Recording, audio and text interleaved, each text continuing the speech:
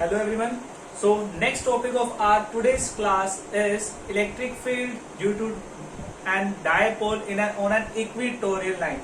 यानी हम आज निकालने वाले हैं इलेक्ट्रिक फील्ड निकालेंगे किसकी वजह से, इलेक्ट्रिक डायपोल की वजह से। कहाँ पे, इक्वेटोरियल लाइन पे।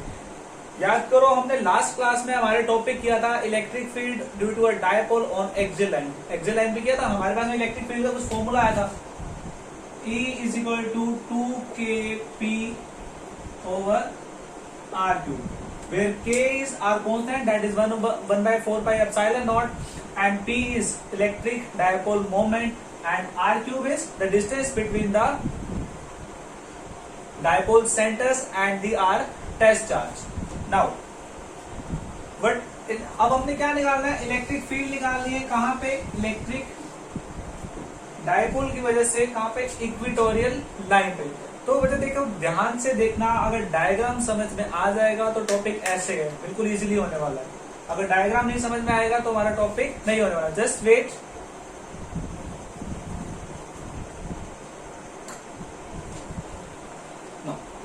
Equatorial lines means we are making a diagram that means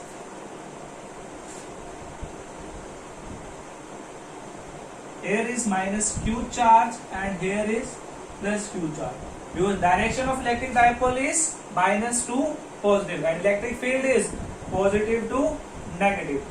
We have to find out the equatorial line na? Equatorial line is this one, this one. So here we are placing our test charge, which is of value +1, or you can say q naught.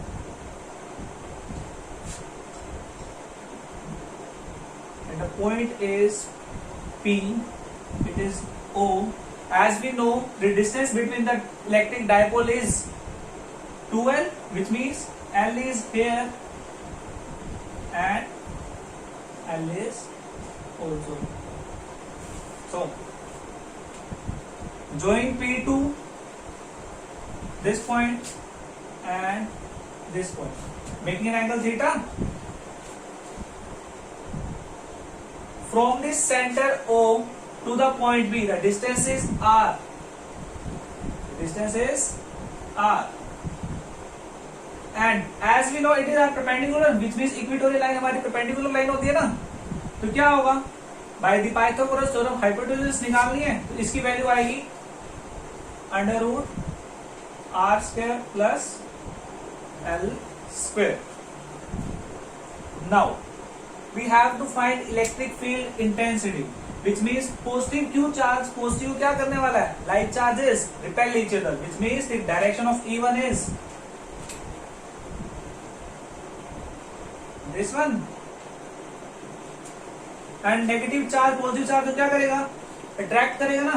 तो यहाँ पे क्या होगा, E2, this is the form of vectors. Now we have to find the resultant electric field, but इससे तो कुछ भी नहीं हो रहा, तो हमें क्या करना पड़ेगा, इलेक्ट्रिक फील्ड दोनों को क्या करना पड़ेगा, रिजॉल्व करना पड़ेगा। क्या करेंगे, रिजॉल्व करेंगे। E1 को जब रिजॉल्व करते हैं तो यहाँ पे एक वर्टिकल कंपोनेंट, एक होगा horizontal component. Since it is angle theta, by alternate interior angles it is also theta and this one is also theta. और हमें ये चीज पता है, जो लाइन क्या होगी, थीटा के साथ होती थी, एंगल के साथ होती थी, उसको हम बोलते थे कोस थीटा। तो यहाँ पे ये क्या हो जाएगी हमारे पास में, E1 कोस थीटा, और ये क्या हो जाएगा, vertical component E1 sine theta. Similarly for E2, this one and this one. तो चेक करना, E2 के साथ थीटा वाली कौन सी, तो E1 cos थीटा और E2 cos थीटा भी यही होने वाली है। और ये भी हमारे पास में क्या हो जाएगी, E2 sin थीटा। ठीक है, अब चेक करो, हमें निकालनी है इलेक्ट्रिक फील्ड। देख ना, ये वाली ऊपर जा रही है और ये वाली तो क्या जा रही है, नीचे जा रही है। मतलब E1 sin थीटा और E2 sin थीटा तो क्या करेंगे, आपस में कैंसल आउट हो जाएंगी, मतलब जो हमें क्या रिजल्टेंट इलेक्ट्रिक फील्ड मिलेगी वो यहाँ से नहीं मिलने वाली है। तो रिजल्टेंट कहाँ से मिलेगी देखना, E1 cos थीटा और E2 cos थीटा कहाँ जा रहे हैं, एक ही डायरेक्शन में जा रहे हैं। तो देखना नेट E की वैल्यू कैसे आएगी, E is equal to E1 cos theta plus E2 cos theta. Since दोनों क्या है इक्वल एंड अपोजिट चार्जेस है, बस मैग्नीट्यूड तो सेम ही था दोनों का, तो इलेक्ट्रिक फील्ड भी क्या होगी दोनों की सेम होगी, बट डायरेक्शन का रोल है वो हमें टेंशन नहीं लेनी। E1 E2 cos थीटा हो गया, which means E1 is equal to E2। We can replace E1, that is net electric field कहां से आएगी, 2E1 cos theta, 2E1 cos theta. Now the main topic is cos theta कैसे find करें, cos theta कैसे find करें। As you already know, अगर हमें क्या दे रखा हो, बेस दे रखा हो, हाइपोटेनस निकालनी हो या परपेंडिकुलर दे रखा हो, सॉरी हाइपोटेनस दे रखी हो और बेस निकालना हो, तो हम cos थीटा अप्लाई करते थे, और हाइपोटेनस दे रखी हो और परपेंडिकुलर निकालना हो तो क्या करते थे, sin थीटा अप्लाई करिए। लेकिन cos थीटा चाहिए, किसके लिए चाहिए, E1 के लिए। सिमिलरली ये भी हमारी under root r square plus L square हो जाएगी। तो cos थीटा क्या होगा, निकालना है ऐसे cos थीटा, बेस यानी कि L over hypotenuse, base upon hypotenuse, तो वैल्यू क्या आई, 2 into E, base is L and hypotenuse is under root r square plus L square. Let's note it down.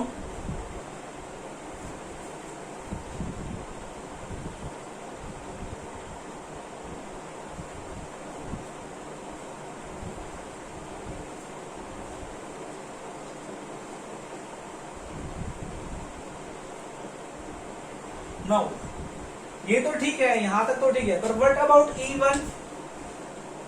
E1 कैसे निकालेंगे, एज यू नो E कैसे होती थी, KQ over r square, पर are distance कितना है हमारे पास में, दिस टू दिस, वैल्यू क्या है under root r square plus L square का स्क्वायर, यानी कि स्क्वायर से क्या करेगा, रूट कट हो जाएगा, ये चीज हो जाएगी।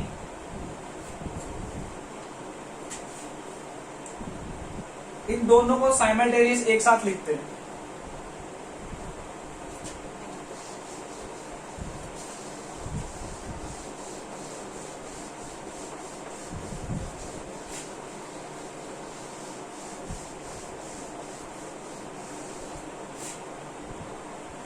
एक साथ लिखने में हमारे पास में नेट इंटेंसिटी का रिजल्ट आता है KQ over r square plus L square की पावर 3/2, सिंस रूट में था वो, और यहाँ क्या चल रहा है, एल चल रहा है, 2 साथ में, as we know Q into 2L is electric dipole, which means KP हो गया। एंड अगर हमारे पास में R की value much much much greater than किससे है, L से, R की value much much greater than क्या है, L से, बिकॉज बहुत दूर रखते हैं उसको, हमारे उसको पॉजिटिव चार्ज को, तो क्या हुआ KP बाय R क्यूब। इसको सॉल्व करने में भी L can be neglected, L की वैल्यू 0, इसको सॉल्व करोगे रिजल्ट आएगा KP by R cube. Just note it down.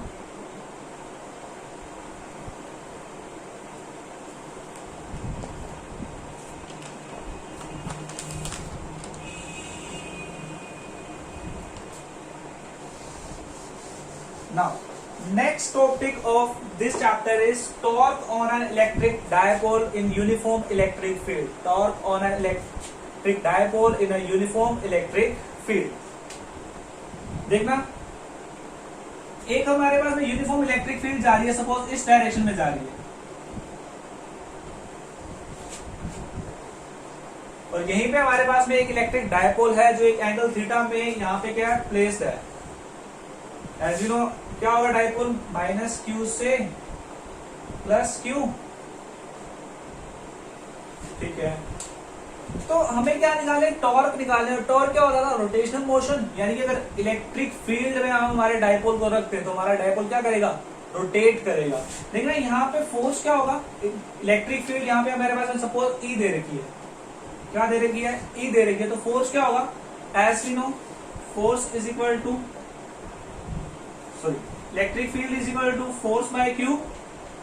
तो फोर्स की वैल्यू क्या आई,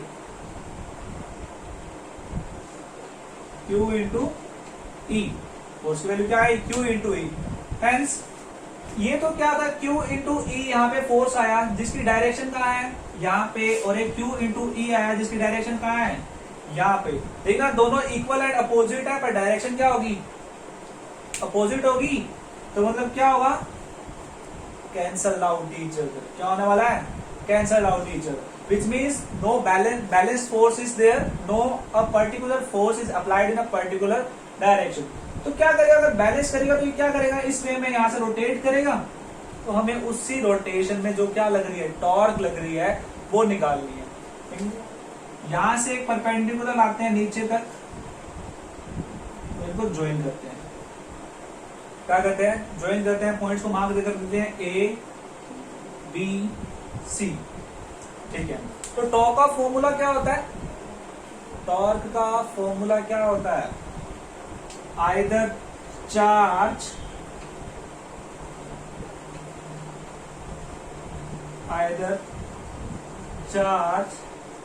इनटू परपेंडिकुलर डिस्टेंस, ठीक है। तो आइदर चार्ज क्या है हमारे पास में, क्यू है, परपेंडिकुलर डिस्टेंस कितना हुआ, बी टू सी, पर इसकी तो हमें वैल्यू गिवन ही नहीं है, बी टू सी इसकी वैल्यू गिवन ही नहीं है, तो बी टू सी की वैल्यू निकालनी है हमें, चेक करना क्या हमें ए टू बी की वैल्यू दे रखी है, यस, क्योंकि डायपोल के बीच का डिस्टेंस कितना होता है, 2l,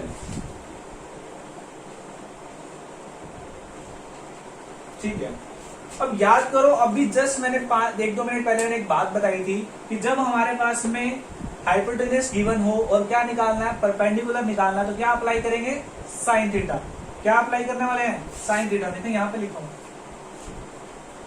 क्या निकालना है, बीसी परपेंडिकुलर है, चेक करना साइन थीटा का फॉर्मूला क्या होता है, अगर ये वाला एंगल थीटा है तो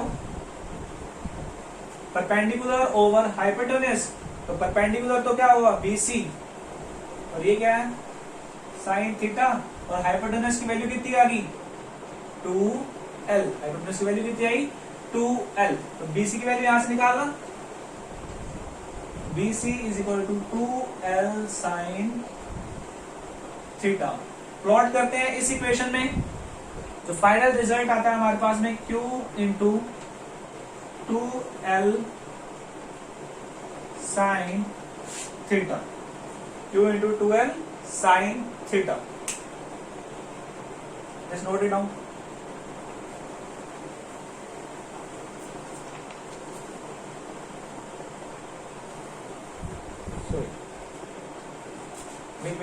यहाँ पे एक छोटी सी मिस्टेक हो गई है, आइदर चार्ज नहीं आएगा, either force into perpendicular distance होता है, आइदर चार्ज नहीं आएगा, आइदर फोर्स, और फोर्स क्या है हमारे पास में, Q इंटू ई है ना, Q इंटू ई,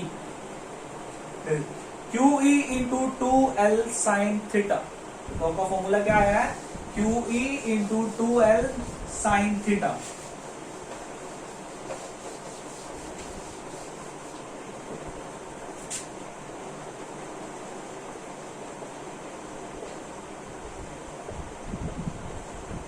चेक करना बच्चे, Q इंटू 2l क्या होता है, electric dipole moment, which is given by P E sine theta. तो टॉर्क का फॉर्मूला क्या आया, PE sine theta. Now potential energy of an electric dipole in a uniform electric field. Potential energy क्या होगी, कोई भी एनर्जी, मतलब amount of work done होता है, मतलब हमें क्या करना है कि अगर एक डायपोल को यूनिफॉर्म इलेक्ट्रिक फील्ड में मूव करने के लिए या रोटेट करवाने के लिए हम क्या करेंगे, उसके ऊपर क्या लगाते हैं हम, जो अमाउंट ऑफ वर्क डन लगाते हैं या जो अमाउंट ऑफ वर्क हम करते हैं, वो हमारे पास में क्या होता है, potential energy of an electric dipole.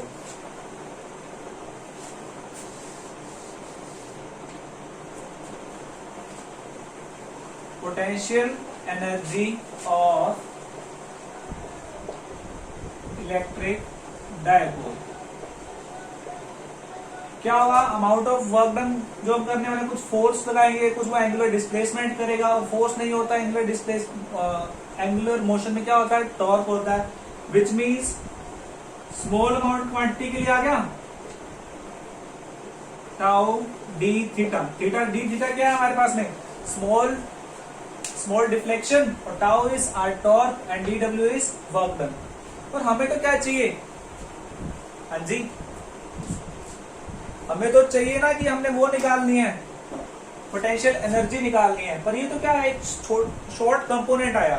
क्या आया, शॉर्ट कंपोनेंट आया।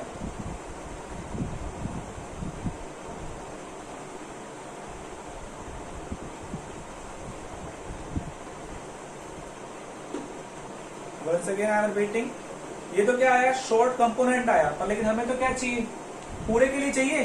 तो पूरे के लिए क्या करते थे, ये तो चीजों को तोड़ा हुआ है, हमें तो क्या करना है, चीजों को जोड़ना है ना। तो क्या करने वाले हैं, इंटीग्रेशन। क्या करेंगे, इंटीग्रेशन। देखो वर्क तो हमारा 0 से फाइनल होने वाला है। चलो ठीक है, 0 से वर्क हो गया, इसको हम पोटेंशियल एनर्जी भी बोल सकते हैं। ये वही निकाल रहे हैं, work done is equal to energy. किसके रिस्पेक्ट में लिमिट्स लगाएंगे हम, थीटा के रिस्पेक्ट में, बिकॉज हमें एक इनिशियल वैल्यू से फाइनल वैल्यू तक जाना है, यानी कि थीटा इनिशियल से थीटा फाइनल तक।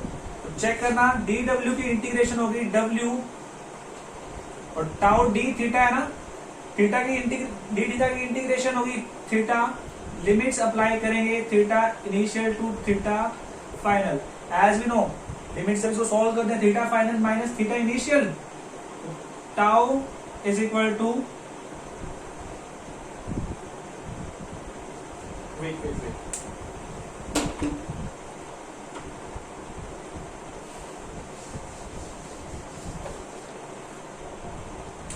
टाउ का फॉर्मूला क्या होता है, P E sine theta. Tau का फॉर्मूला क्या होता है, P E sine theta d theta. Then we are applying integration. Check करना, पीई बाहर आ जाएगा, डी डब्ल्यू का इंटीग्रेशन डब्ल्यू, थीटा आई से थीटा फाइनल तक जा रहा है, sine theta d theta, sign theta d theta.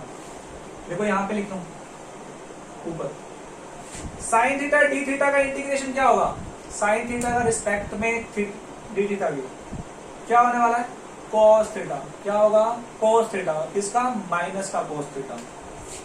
It means हमारे पास में रिजल्ट आएगा TE cos theta minus theta initial to theta final. Check करते हैं, लिमिट अप्लाई करते हैं, upper limit minus lower limit. तो इसको रिजल्टेंट जो हमारे पास में आने वाला है, पीई ब्रैकेट में cos theta initial minus cos theta final, यानी कि एक एंगल से दूसरे एंगल तक ले जाने के लिए हमारे पास में जो पोटेंशियल एनर्जी का फॉर्मूला आएगा वो क्या आएगा, PE small PE cos theta I minus cos theta final. किसकी वैल्यू आई है, पोटेंशियल एनर्जी की, potential energy due to dipole in a uniform electric field. So that's all for our today's class. तो बच्चे लास्ट पार्ट रहेगा इस chapter के, हमारे पास में 3 पार्ट्स थे, ठीक है। एक तो था नॉर्मल कूलम्स लॉ का, और एक था हमारे पास में इलेक्ट्रिक फील्ड लाइन से रिलेटेड था। तो लास्ट पार्ट आता है इलेक्ट्रिक फ्लक्स, जो बहुत ज्यादा इंपॉर्टेंट पार्ट है हमारे एग्जाम के पॉइंट ऑफ व्यू से। तो वो क्या है, बहुत इजी सा कंसेप्ट है, बस क्या है उसमें भी सेम, अगर डायग्राम समझ में आ गया तो क्वेश्चन भी हमारे क्या होने वाले हैं, इजीली होने वाले हैं। So that's all for our today's class. So have a nice day, dear students.